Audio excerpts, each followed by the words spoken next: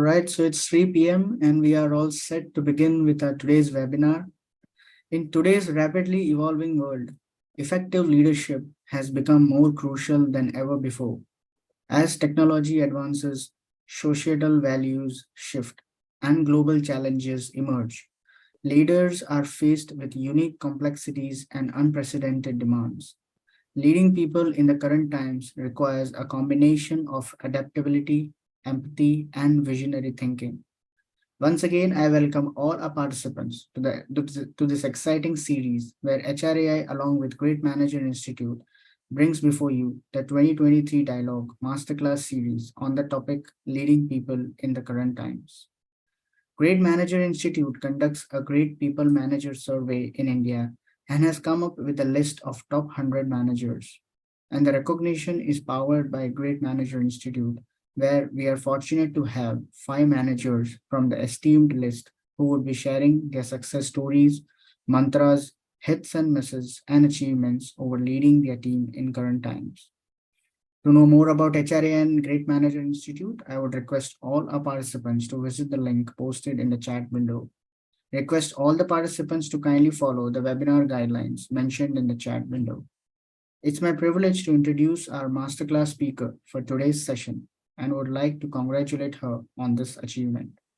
Ms. Krupali Rawal, Senior Manager HR, Disney Star. Krupali Rawal has 13 plus years experience as an HR business partner. She has designed and implemented employee success practices that have helped organizations attract, develop, and retain their most valuable assets, employees. She is an excellent communicator and can manage any situation with ease and confidence. She is a people's person and makes her someone who is approachable. She is known for her problem-solving skills and ability to multitask.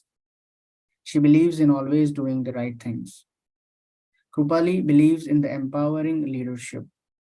She has always had the opportunity to work with leaders who believes in their abilities and empowered her with trust and responsibilities.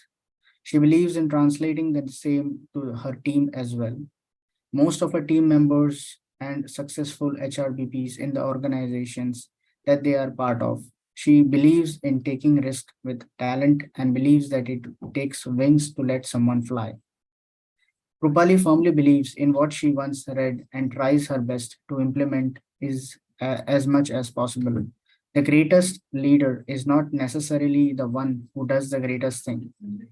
He or she is the one that gets their people to do the greatest things. You can follow her on LinkedIn. The link for the same has been shared in the chat window. So without wasting much time, I will hand over the platform to Ms. Krupali to take this discussion forward. Over to you, Ms. Krupali. Thank you so much, Faisal, for the introduction. I'm really honored and privileged to be part of this masterclass. So I'm going to segment this into multiple aspects. And I think firstly, my first confession is I am still learning my way to be a good leader. Whatever I've implemented and achieved, I think it's because of the wonderful team that I have had an opportunity to work with. And I'm sure all of us are in the same journey at the moment. I'm assuming we have the greatest of people leaders who joined us today in this masterclass, and all of us are here to learn from each other's experiences. We've all had our wins and losses, we've had our ups and downs, and I think today I'm going to just share a bit of my story, what I've achieved, what I've done, and what is it that I'm wanting to do, because I've just started. I feel 13 years is a very small time in the industry, and I still have a long way to go. So I would like to thank all of you for taking time out in your busy schedules. I know 3 p.m. ideally is the time when most of us are in our meetings, have a hard stop, but then thank you for taking out this time. To channelize this, I've created a few slides. I would want, if possible, this to be a two-way conversation, to be interactive. That's what will make it more fun. But I have just put on some slides which I would like to share with all of you. Just give me a second. Yeah. So when I say leading in current times, or when I was asked to speak about this, there were two things that came to my mind, and I'm sure it's the same thing that in everybody's mind as well. So leading in current time. So what is current time? There are two aspects to this. One is the post-COVID era. All of us have seen the most difficult times of our journeys as employees, as employers, as leaders, managers, human resource professionals. the era of COVID, where we had to ensure that our work and our employees' well-being marry and ensure that everybody is doing exceptionally well, right? So there was no compromise on fulfilling people's aspirations, but at the same time, there was no compromise in ensuring that they're all doing really well in terms of health. They had the right support needed from their managers and leaders. So current time for me is the post-COVID era, and also from a leadership perspective, it's the time when all of us are managing people with 5 different generations, right? I will also talk a little more deeper into this, but then if today in our team we have 10 employees or we have a 10-member team, we will have 10 different generations, most probably, or people with 10 different set of mindsets. And as leader, we're just one. So we follow similar principles. But then how do we customize this to ensure how our teams are doing good is something that I would like to cover as part of my today's masterclass. So before I start, and I know that I'm going to talk for the next 30, 40 minutes. If we can start with a quick poll on who do we think is a leader, right? And the moment we think or we hear the word leader, for me, I'm a visual person. So even if I'm listening to somebody, there is a visual that starts running in my head, which is like a television serial, and then I try to relate to what the person is saying. So I'm a visual person. So when I hear the word leader, there is definitely that one person that comes to my mind who is my ideal. So that person, you might not know him, he or she might not be a celebrity. But when I hear about a good leader, I definitely will have that one person. So I request all of you, if possible, for a second, just reflect on who do you think is the leader that you really admire about. In your personal life, your professional life, somebody you've worked with, somebody you've never got an opportunity to work with, but when you hear the word leader, I would want that one person's face to just come, because if that person's face is in your head throughout the session, it will be easy for me to also in the end know if this really made sense to all of you. So that one person in your head, who do you think is an ideal leader? Now, a quick poll on the chat window, if you can let me know, what are the top 5 qualities that you seek in your ideal leader personality?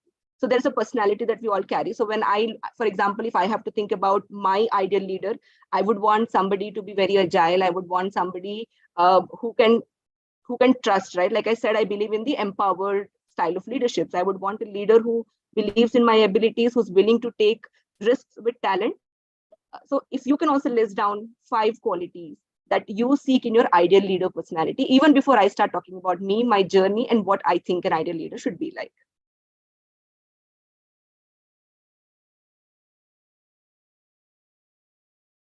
So I have my first response from Faisal. He or she should be a visionary leader with integrity, empathy, resilience, good communication skills. Great. Can we have some more responses? So I know I'm not talking to the computer screen, but I'm talking to real people here. Yeah, should be understanding. Great. Any more qualities that you seek in your ideal leader? What do you think an ideal leader should have or should be like? Or if you want to give me a name, that will also be good. I mean, any leader that inspires you or somebody that you would like to be like. Yeah, should be a great team player. Absolutely. Maybe 1 or 2 responses, and then I'll get going.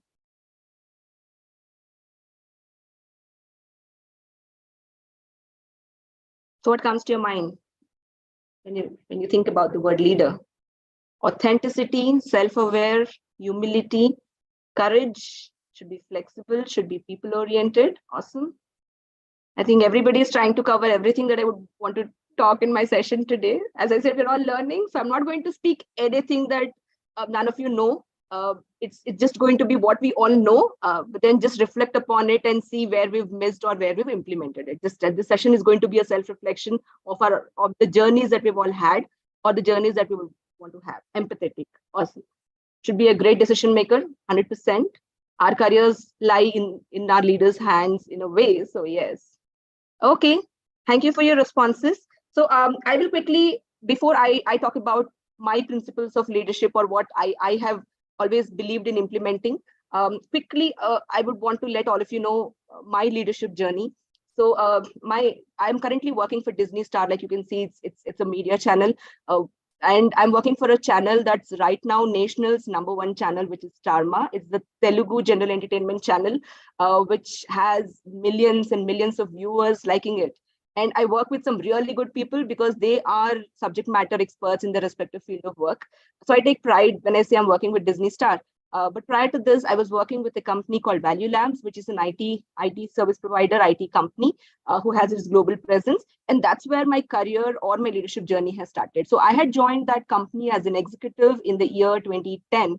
I left the company after in the year 2019.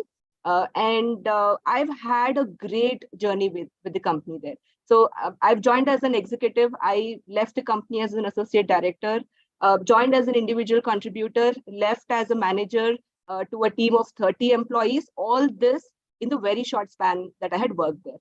Now, was I magical? I don't think I was magical, but I was given the opportunity to create magic there. I think that's what is important, because every company has great employees. Every employee has the greatest of potentials that they bring to work.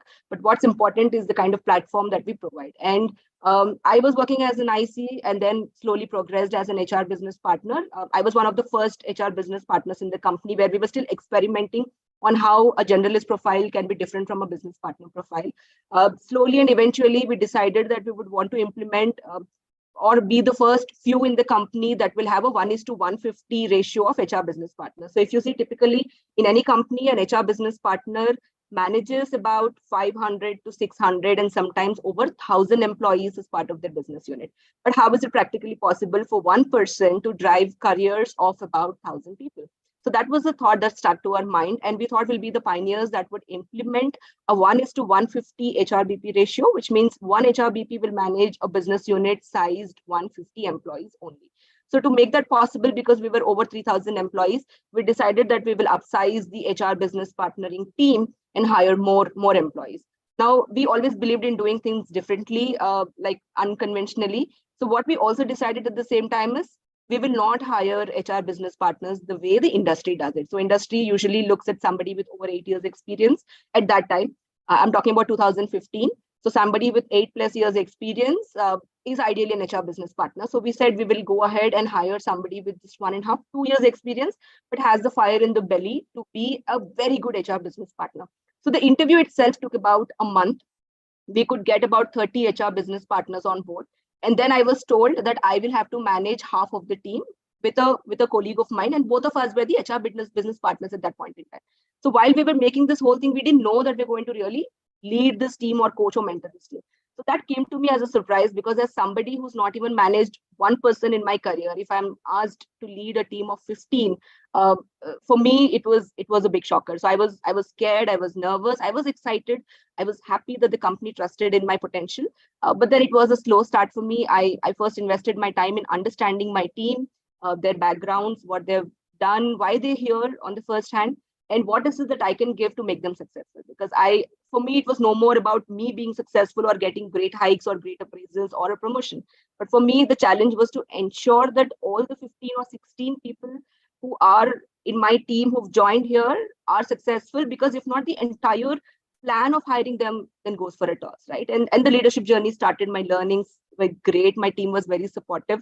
We all learned together, and slowly I started understanding my own leadership style. So I have worked with wonderful leaders who entrusted in me, right? But then was I somebody the same? So was I somebody who would want to similarly empower my team, or would I like to hold it back and say, no, I am in the position of authority and I would want each one of you to listen to me? Because by then I had about 8 years experience, and everybody that I had came with just 2 years experience. And that was a self-reflection or time when I thought about it. And I just, like I said, that one person's face that comes to your mind, I just thought about who is the leader that I would like to be like, right? And my boss, that face came to my mind. And I said, if they have entrusted in me, nobody otherwise would do this, then I think I should follow a similar route. And that's how the leadership journey started. I was more of a friend because honestly speaking, at that point in time, I also had team members who were similar to my age or even more experienced, or some of them. So they came from a different background, say journalism and now into HR. So their overall HR experience was just 2, but then they were pretty senior than me as well. So then I realized what was the challenge, right? And I sat back and I said, okay, I am not dealing with out of college freshers with 2 years experience, but I am also working with my team who comes from different generations and different experiences. So I started studying more about how the human psychology works, and I started investing my time in understanding a lot of this, and I got myself certified in psychometric tools as well. And that's when the challenge started. So when I was working with people from 5 different generations, I belonging to one of them, there is always bias that comes me, which is like me bias, right? And you would want to relate to people who comes with similar experience, who has your kind of a personality, who talks the way you talk, who thinks the way you think.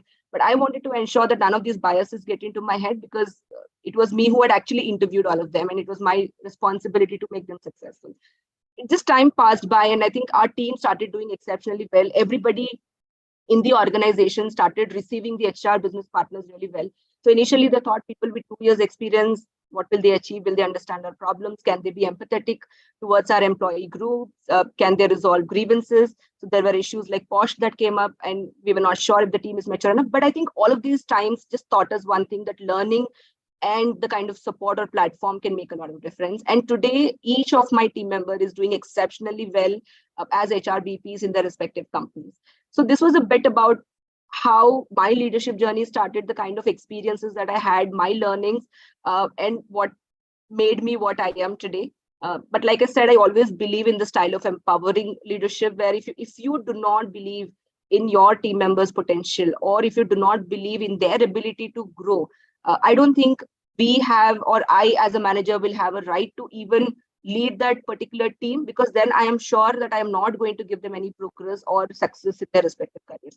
So only if I have trust in the abilities, only if I can believe that they can be my successors, is when I should even be willing to lead that team, is my prime thought that I always have in my mind. Now, my leadership principles, like I said, very simply put, and I think most of this has been covered, so I don't think different, all of us think alike. I always believe in leading by example.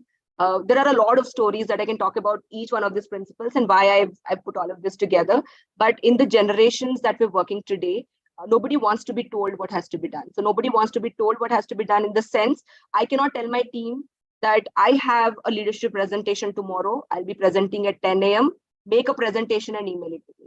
I don't think that works in the current time. So what works is where we lead by example. So if I have a presentation to make, what works is we all sit together, brainstorm, whiteboard on what are the different slides that we want to put in, and the team can start working. And that's something that I personally follow myself. So, and if I'm asking them a simple example, so there was one case that had come where a manager would always want employees on vacation to work.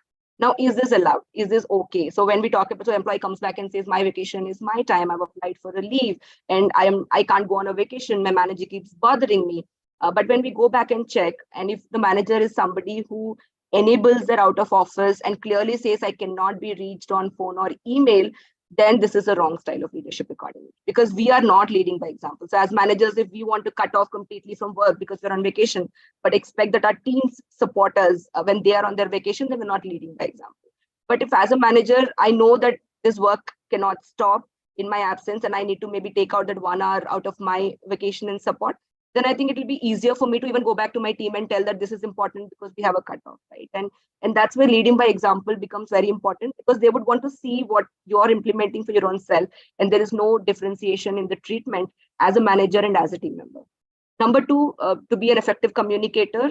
When I say effective communicator, I re-emphasize this in any session that I do. It doesn't mean good English. It means how well we're able to pass on the message that we want to pass on to our team members. We're all working in global companies, so definitely speaking good English becomes essential in today's time. But if we're working on with teams that really do not need to have a larger global exposure, then the definition of being a good communicator changes. So somebody who's able to maybe actively listen, pass on the ideas well to the team, receive team's ideas well, create that synergy where the employee feels like coming back to work every day, share their ideas and thoughts, is a good workplace for anybody to be in, right? Even us, if today we go back to work and every day if we think, why am I here, or what am I doing here? Or if there is an idea that I have in my mind, but I do not have the courage or confidence to present that idea to my leadership team, then I think I'm in a wrong workplace, because then I am, number one, losing confidence on my own ideas and on a scale, because then I don't feel that my ideas are valued. And number two, I do not have a right channel of communication where I feel I'll be heard and taken a little bit more seriously, right? And the A of it for me is being ambitious and agile. If we talk about the Gen Z or the digital era, everybody is super ambitious. So we see a lot of people leaving jobs within 1.5, 2 years of they coming in. This is not like the native generation where people would just come and retire in the same company, right? And everybody is very agile. They want everything fast. They want fast money. They want fast promotions. They want to fast recognition. So somebody just joins in after 1 month, they will come and say, okay, why am I not getting any recognition? So if as manager, I do not reflect my personality as somebody who's ambitious and I'm managing a team which has a lot of ambition in them, a lot of energy in them, I would definitely fail somewhere because then I'm stagnant and the team under me is trying to push me, push me, push me. And then I'm not giving them a way to grow as well. So for me, to manage a team that has a lot of energy, it's important that I'm ambitious, I'm agile. So when I say agile, it's important, right? And especially today, when we're talking about the post-COVID era, what worked for us pre-COVID doesn't really or necessarily have to work for us today. So if we see there are many companies that are making news because people do not want to return to office, they're okay to work from home because that's the style that they're now comfortable with. But then can all companies offer this kind of flexibility, right? Every industry is different. The kind of work that we do is different. Now, how do we handle this situation? Can we just let go of our top talent because we are we're very strict about the policies saying, no, you have to come back to office and work, or are we willing to give some flexibility? Again, this flexibility will depend on the kind of industry that we're working in. So if our work cannot happen from home, it had happened during the COVID era because we tried a way around, but we see efficiencies dropping, then it's important that we ask people to come back. So do we have that agility in making decisions, in communicating, in managing the team, trusting them, giving them what they want? I think that's something that the teams today are looking forward to from their leaders. Number 4 in my list is to drive success. So I do not call myself an HR professional anymore. I mean, I feel that term is outdated. I call myself employee success champion. I think all the HRs in the organization do the job. We've been doing that job. I think it's just the labeling. So when you say human resource, right? So resource sounds a little old school for me, honestly speaking, because we talk about assets, IT resources, and then we talk about human resources. But human resources come with emotions and the way we manage a person, right? And it's a little different. So if as a team, I believe in making my team successful, I am giving them all it takes for them to have their great career paths in the company, I feel then I will be a good leader because I have the ability. Everybody has the authority, right? As a leader, when you have a team that's working with you, their success is definitely in your hands. You have the authority to make certain decisions, to give them the platform, to uplift them. But then do I want to really drive that? Do I want to put my authority to use and ensure that my team is successful, is able to achieve what they want to do? Makes the difference. And that's what we all need to really internalize. Being empathetic. Now, this is there's a lot of debate around this. I'm talking from a human resource, wearing a human resource hat, but even as people managers, empathy gets confused a lot of times. So empathy doesn't really mean that you need to always act as a friend to your team, or it doesn't mean that you have to make emotional decisions at all the time. Empathy can be very on simple things as well. Like if somebody just sends us a leave request saying, I'm not well today, I don't want to come. And if we just say, okay, versus we say, okay, please take care, or okay, get well soon. It's a very small difference, but then it goes a long way, right? And as somebody who's receiving that message, when we show concern, because people want to be shown concern. And if we do not show concern, then we don't come across as great leaders. Now, how is a concern from leader important for a team member?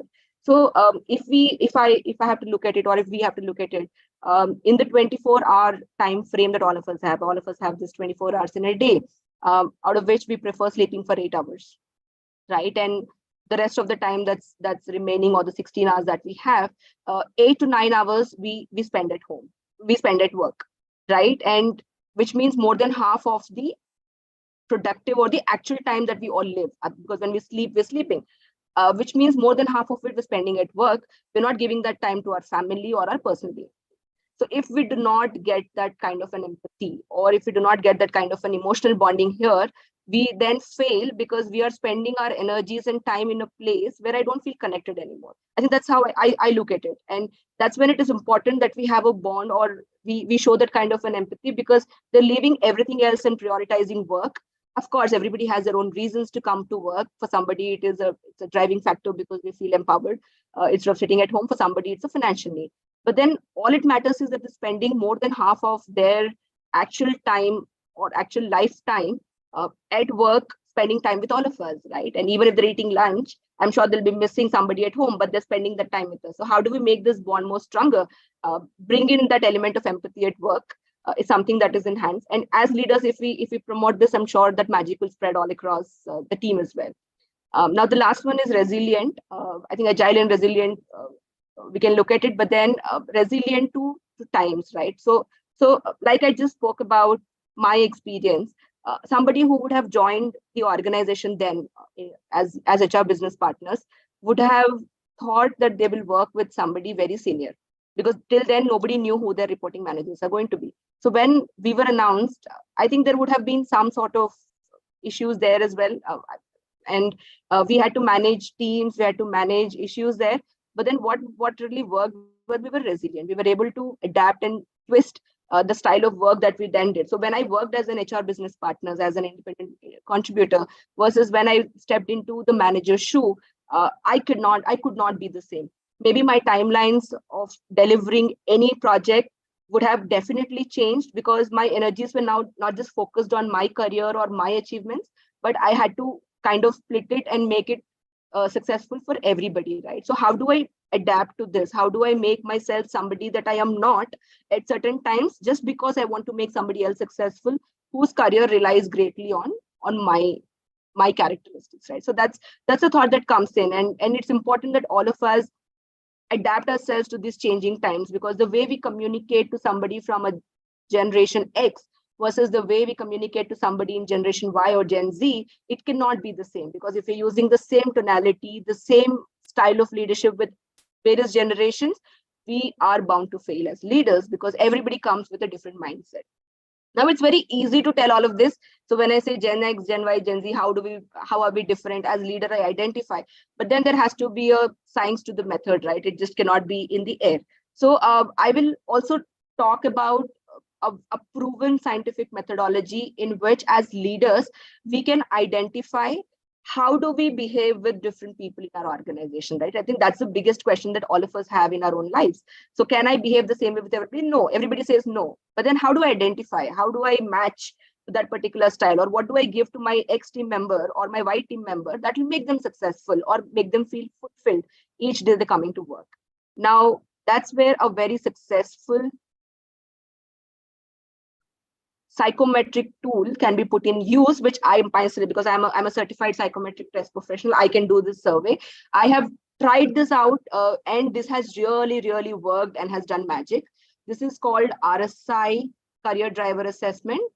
You can Google about it and you will know it. So in this Richmond survey, what they have done is they have identified 9 distinct drivers that motivates people to come to work, right? And why am I at work, basically? So now when we listen to all of this, they might look very similar. There are 2 or 3 which looks overlapping as well. But then everything has a very unique or a distinctive feature based on which we can differentiate what drives a person or what is a career driver for an next person in the organization. Now, everybody has wants and needs. I want to do this. I need to do this. So how do we blend the wants and needs? Because everybody wants to be a millionaire, but do I need to be a millionaire for the kind of life that I'm living? Everybody wants to go on a vacation, but do I really need to go on a vacation at this moment? So when we're able to get the wants and the needs and put them together and offer something to our team members, I think that's where, as a leader, we will start our journey more empathetically and more meaningful. So we'll quickly take a look at what are these 9 drivers.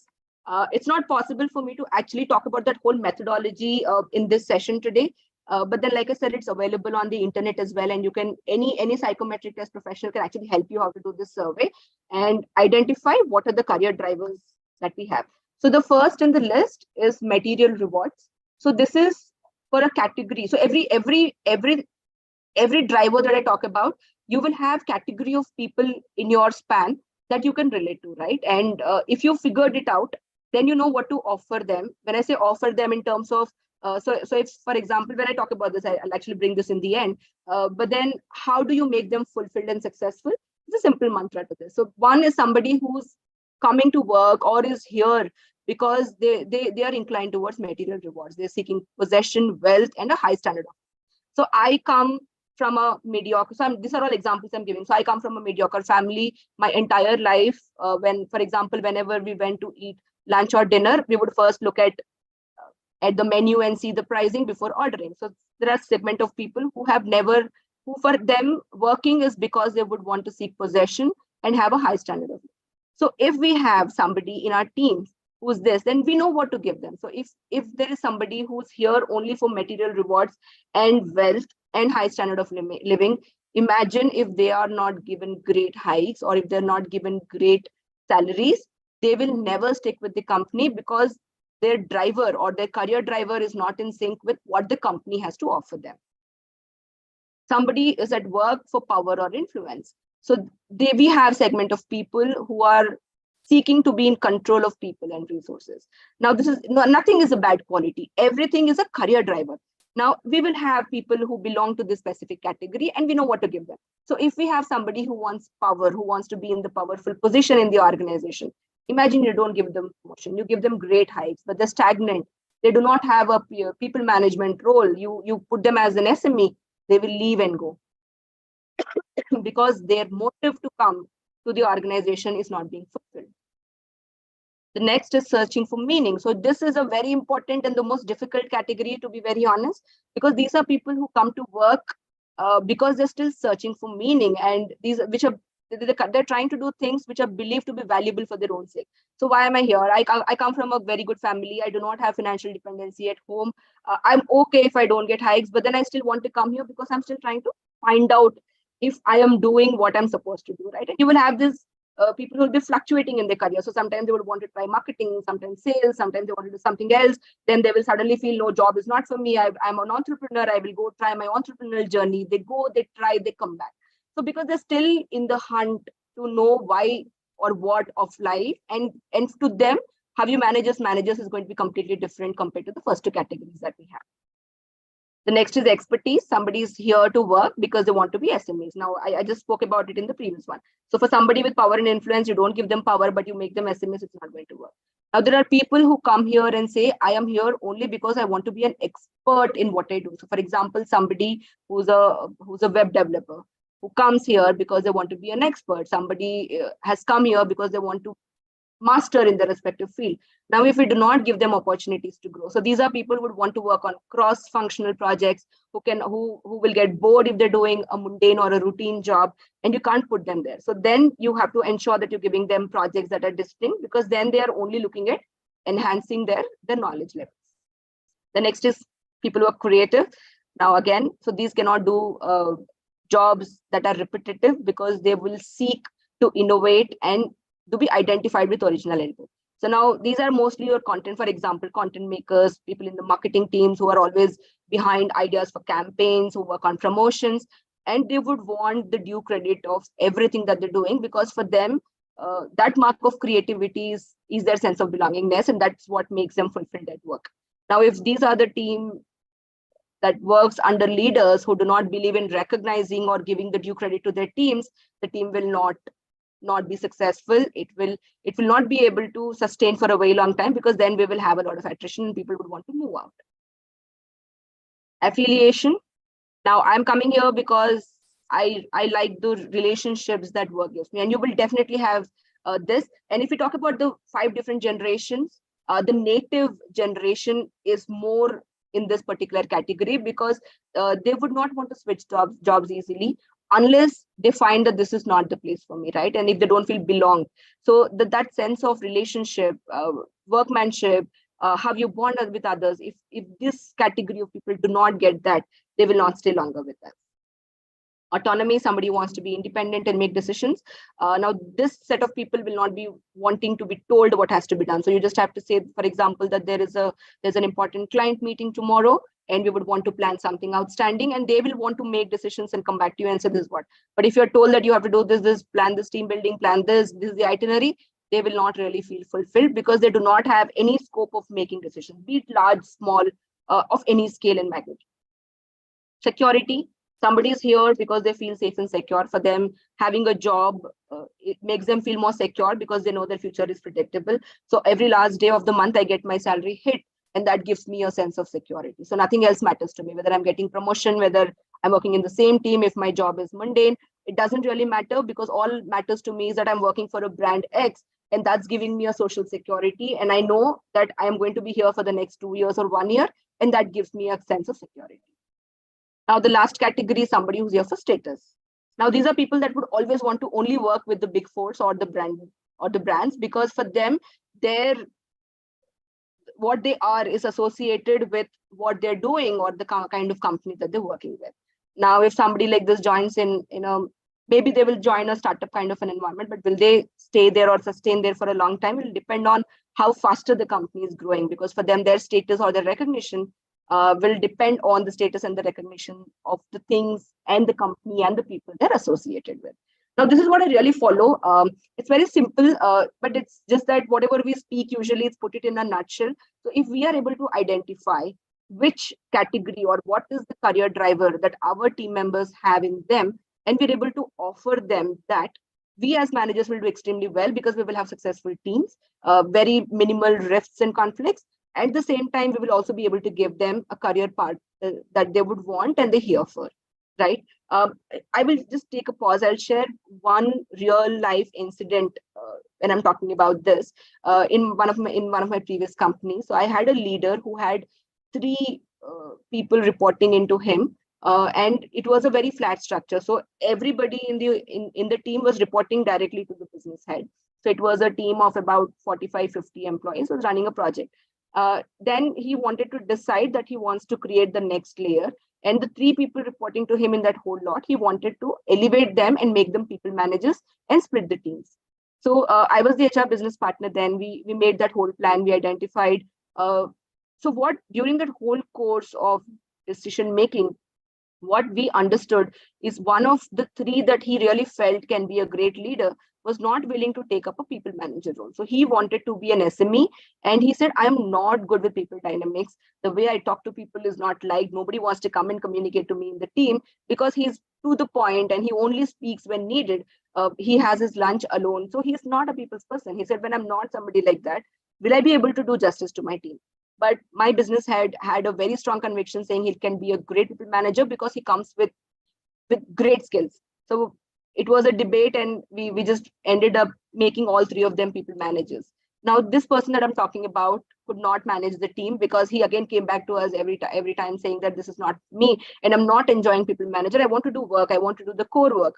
So I'm wasting half of my time in solving people issues. Somebody sends me a message saying I'll be late to office, I won't leave today, and I can't manage all of this, because for me, my job and my deliverables are important, and all of this is just off the track. It went on for 4 or 5 months. Finally, he came back and put on his papers.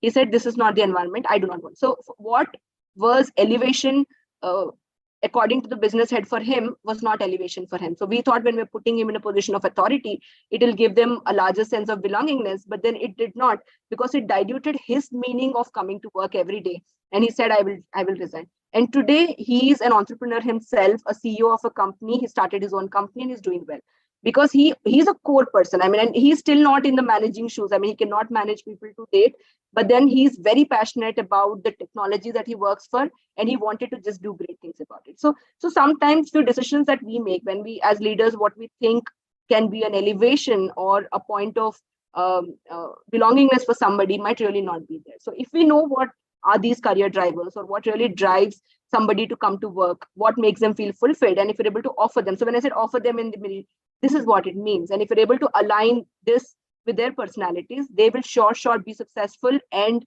stay with the company for longer. We will not have to face attrition as much as we otherwise would do. Any thoughts on this? If anybody wants to share any of your stories, or you want to agree, disagree to any of this, I'm open, and I would want to hear that out as well. So in the chat box, if you want to put something.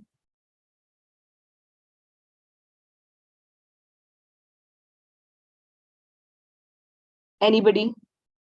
Or if you've implemented this, knowingly, unknowingly, you might not know that this is a science, but then I'm sure all of us try to do this and identify what really drives our people to come to work and kind of try to offer them that.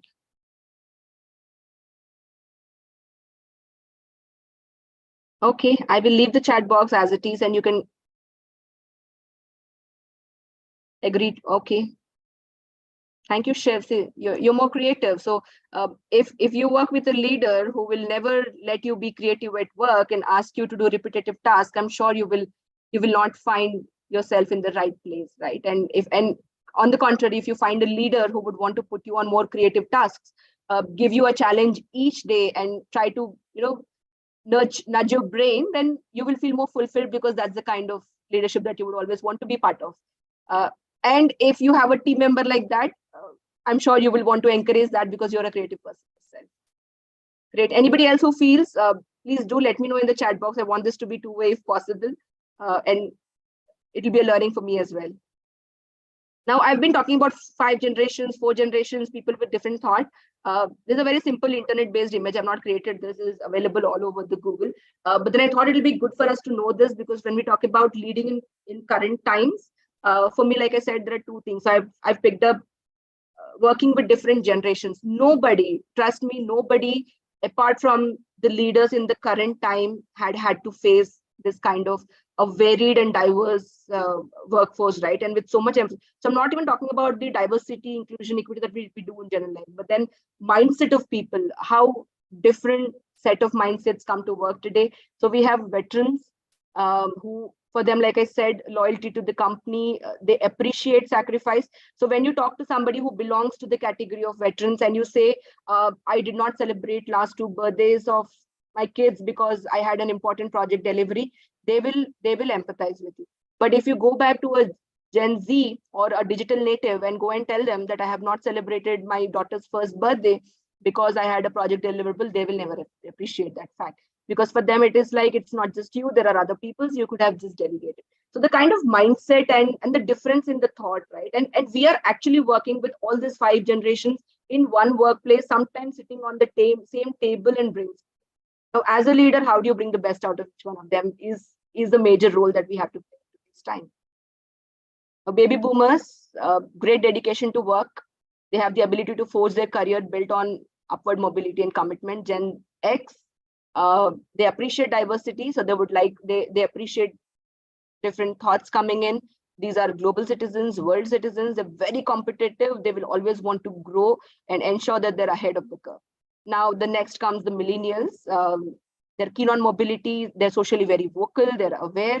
And their career paths are determined, right? And these are the guys who would switch roles frequently because they don't feel, if they do not have the sense of achievements, they will not want to sacrifice or build that kind of a trust and invest their time. It's not for me, I'm going to step out into a different company. Now, today, we are facing the Gen Z. And this is still, I think, a gray area for a lot of people managers because we're still trying to figure out if we can really deal with the Gen Z, right? And these are people with under 24 years, critical and selective. They are career multitaskers. Now, this was a debate during the time when everybody were working from home, that people took up other jobs as passion, so they were full-time employees. Is that allowed? Is that not allowed? So there was a lot of debate. Every company had thought process around that, and I think decisions were made differently. But this is the kind of generation, so they do not want to just stick to one. So their earns of living just can't be a job, but they will also pursue their hobby. They will do their passion. They would want to do things differently because that gives them an adrenaline rush, and it creates a lot of excitement in their lives. Now, how do we really channelize their energies and bring their best in the workplace is a challenge for all the people managers in today's time. Now, when we have to talk about this, there is something that I always keep thinking and I think reflect. We talk about an era. So if I have to talk about, say, singers, there was an era where somebody with extremely good vocals and singing abilities could get an opportunity to playback sing only if they had contacts. So if their families were into the industry or they had great contacts and they could come out of, is when they were given the opportunity to sing in a public forum. Next came the generation of reality shows. So we had super singers and all of that, and everybody with great voice fought with thousands and crores of people came for exhibited their talent, participated in reality shows, and towards the end made it. So anybody who won the title of a great super singer or Voice of India had an opportunity to showcase their talent in a global platform. Now, this era or the generation that we're talking about do not need any of this. So if you look at TikTok and Instagram, that's where we are today. Everything is so real time. I mean, the reality shows that we're talking about is no more real. So that has become still lagged, because today's reality or the real time thing that we look at today is Instagram. So there are numerous celebrities who've come from this platform, showcase their talents, and today they are making global performances just because they know how to get their way out, right? And we're living in a digital era like that, with so much of buzz around ChatGPT. People have questions if creativity will be killed. Are we going to rely big time on AI? We are living with that generation where everything has to be quick within seconds, because we're no more living in an era where we had to wait for a pager message to pass on a message. So I think dealing with this and the kind of platforms that people have in today's day and time, and there's more, right? This is still just the beginning, is what everybody is saying.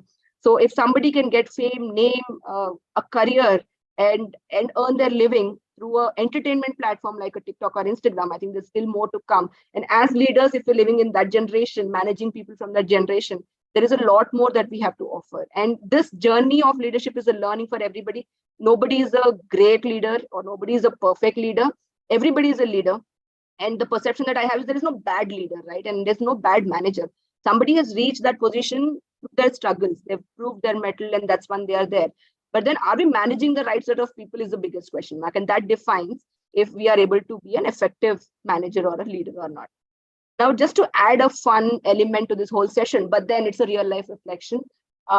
We've heard a lot of we've seen a lot of memes. I mean, meme is the thing today, and it's a new phase to anonymous feedback. I mean, nobody wants to showcase what they think, but then they've converted that into memes that are viral on every social media platform.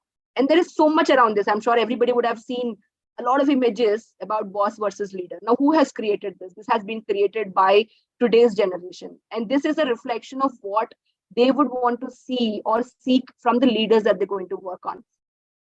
They're very funny when we look at it for the first time, but these are real instances that people are trying to put in infographic. So they do not want to work with boss. They do not want to work with somebody who will say this has to be done, but they would want to work with somebody who will say, let's do it. And we will figure it out how to do it when we're going on the way. This is reality. This is what people would want to see today. And I'm sure you will hear this from everybody. So what does this mean? There are two images. So I've tried just taking the best of everything that was available on the internet. These are memes created by today's generation. So the first image, if we see, a boss is somebody who will say, do this.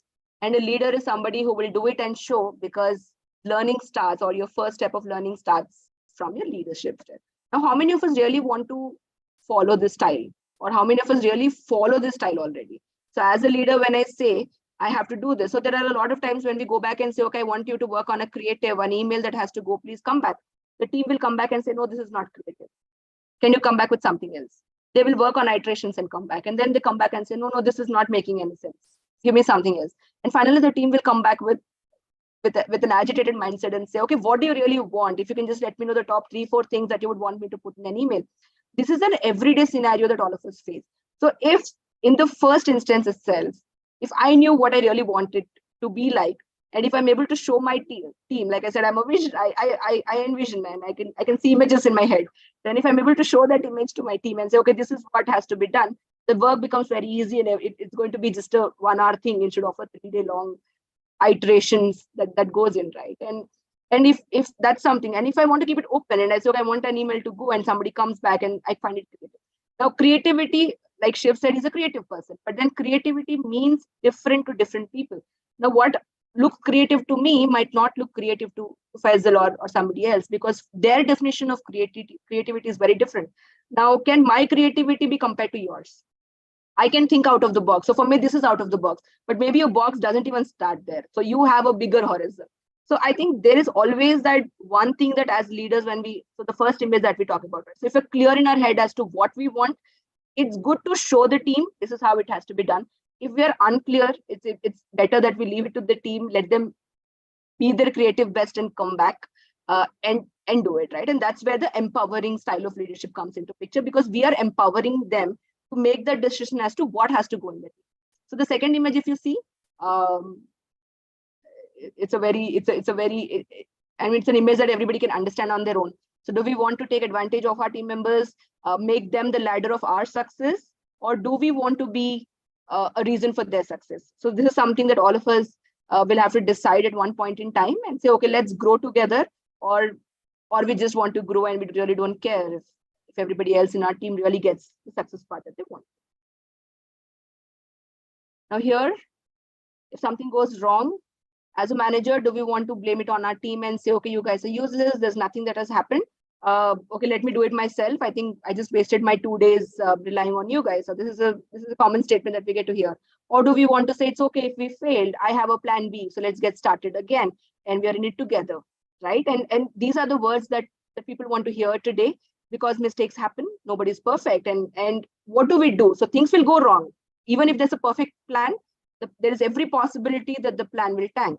So do we have the plan B ready with us as managers and leaders? And do we really want to show that to our teams? Or do we want to just put everything off the spot and say, okay, this is done, this is failed, and I do not have the courage to take more risks, right? And today's generation want risk takers. They would want somebody who is willing to take risk, who's willing to take risk in talent, willing to take risk in decisions, and do not want to follow the conventional methodology. I think that's where leaders will have to slightly be more agile in adapting to it, especially when we're dealing with Gen Z and the boomers, right? Because they have a very different thought process when they bring to work.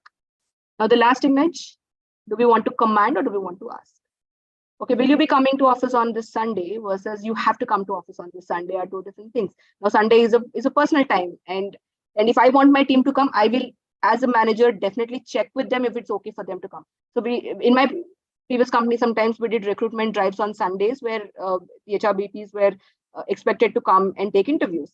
Now, can I just send out a message in my WhatsApp group saying, okay, everybody be here at 10 a.m. or should I just check, because people would have had their own plans? Somebody might be traveling, book some tickets, stand a haircut. I don't know. Anything is possible, right? So there's no right or wrong mix to it. It's just that how do you want to do this with the kind of people that work with you is important. Okay, 10 huge differences.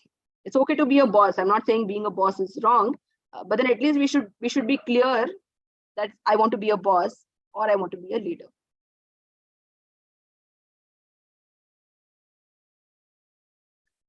Okay, so this was all the talking that I wanted to do and everything that I wanted to put as part of this masterclass.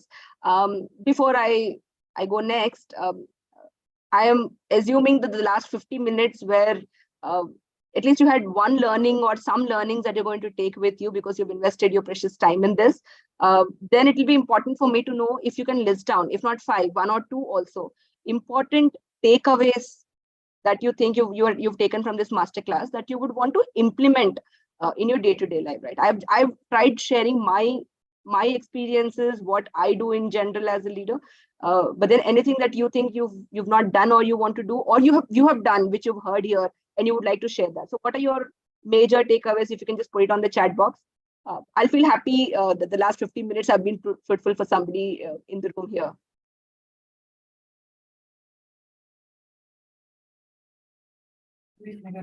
By the time these people put the answers in the chat window, we can run a poll so that we can get the feedback of the participants. Sure.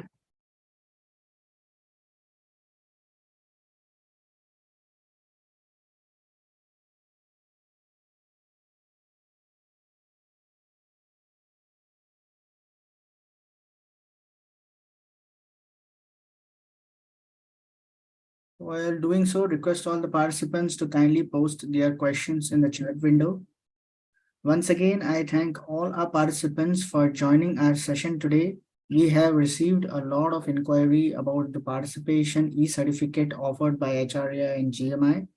You can claim your e-certificate by sharing your details, name and session attended in an email to the email ID provided in the chat window. Please ensure to do this by the end of the day today. We will email the e-certificates to you based on the details received.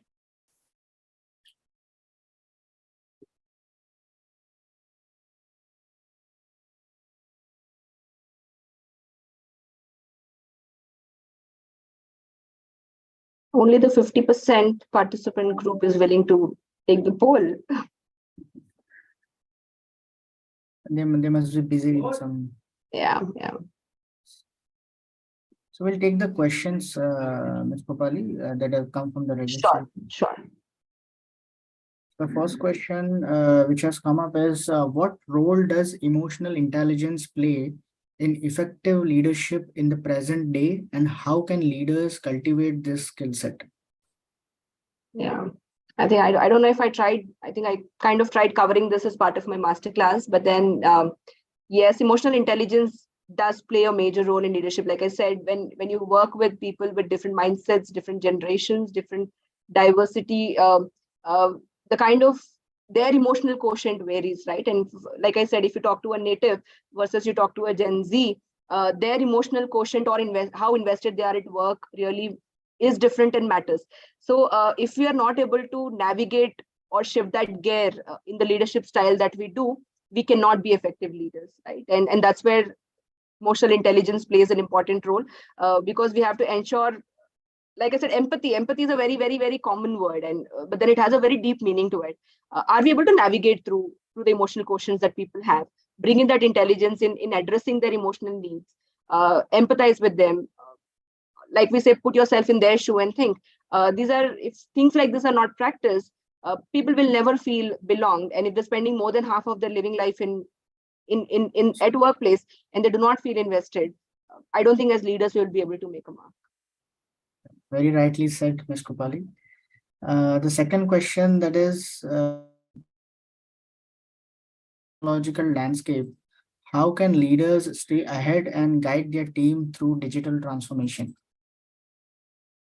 It is by believing in the concept of learning. There's no learned leader. So there's nobody who can say I have already learned everything, right? And if as leaders we do not want to upskill ourselves or keep ourselves ahead of the curve, be it technological landscapes or be it from the styles, I don't think we'll be in a position to guide the teams, and especially with so much of digital advancement. Like I was talking about ChatGPT. One fine day somebody gets up and says, so we were all relying on Google for certain things, and Google gives you 10 things. You had to use your brains in picking up what you want. Now with ChatGPT, you don't have to even do that. You just give a command, it gives you a response that is cut, copy, pastable. You don't even have to really put your thoughts into it. So if there is so much of digital transformation happening, as leaders, if we are not able to evolve technological, so this is for specifically people who work in the technology field, right? Then I think as a leader we will fail again, because we will not be able to lead by example. Then we can say, okay, go learn a AI course and come back. So for example, if somebody is talking about API integrations and the leader himself is not aware of what this means, I think they will never be able to lead that kind of a team, because they feel they've learned everything, that generation is gone. And I think every day there is something new that comes up, and we all have to be ahead of curve. Thank you, Ms. Kopali. You have provided a very comprehensive and thought-provoking answer. We'll go with one last question, looking at the time constraint. The last question is, what are some ethical considerations that leaders need to be mindful of in the current socio-political climate? Okay, it's a very interesting question, but I have a very interesting answer to this as well. I think I just mentioned that prior to joining Disney Star, I worked with a company called Value Labs, and Value Labs believes a lot in principles that they follow as an organization. So one of the guiding principles is head, heart, and hand. It's a very important and powerful concept. Now, at any point in any situation, if you feel, everybody says, I believe in doing the right thing, but what is doing the right thing? And if you're doing something where you have a question mark, where it says, am I doing the right thing?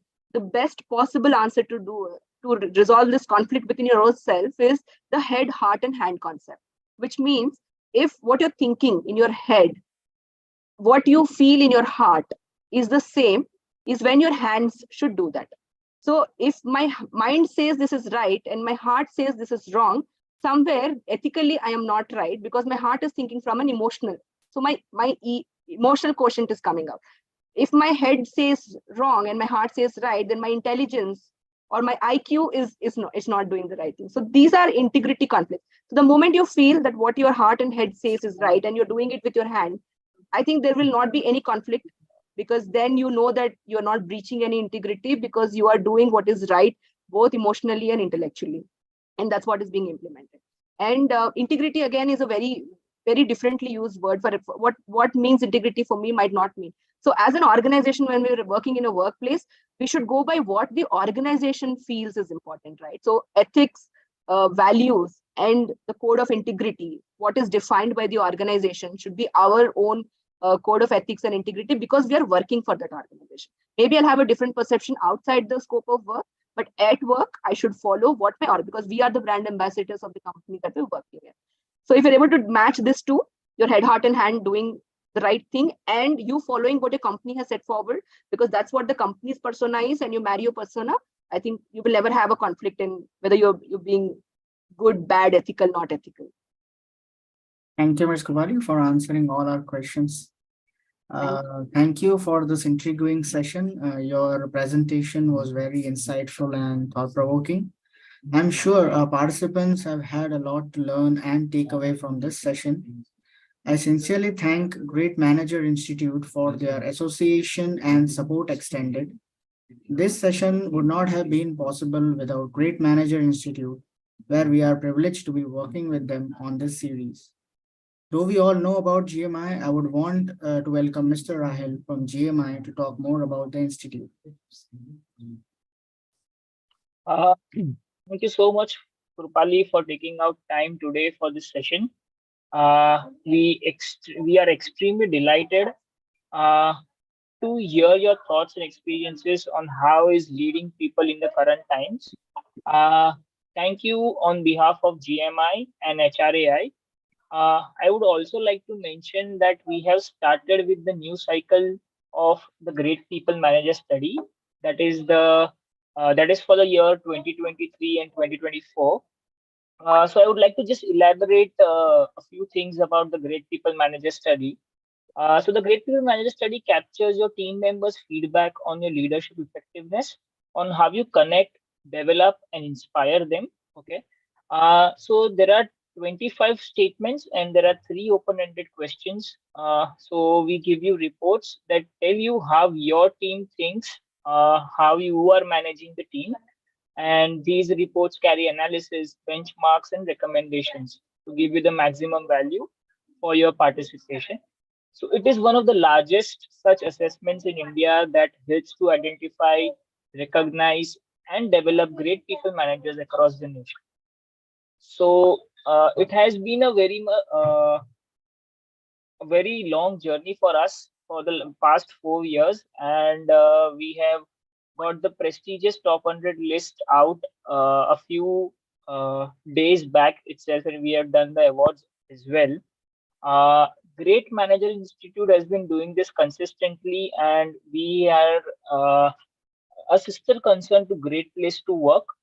Okay, and we are into this assessing people managers, certifying them, and recognizing them on various platforms. So thank you so much, Krupali, for today's session, and I hope everyone in this session have got some good insights from today's session, from the experiences and all of the things that Krupali have shared with us. Thank you so much. Thank you, Rahil, for letting us know about Great Manager Institute, and thanks for the benefits extended to the HRAI members. Thank you once again, Ms. Krupali, for this beautiful session. We would love to host you again very soon. Thank you.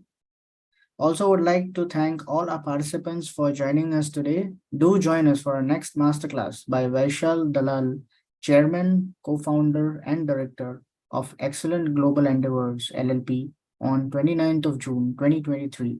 That's it from our today's webinar. Hope to see you soon. Stay safe and take care for now. Bye. Thank you, Ms. Krupali. Thank you, Rahil.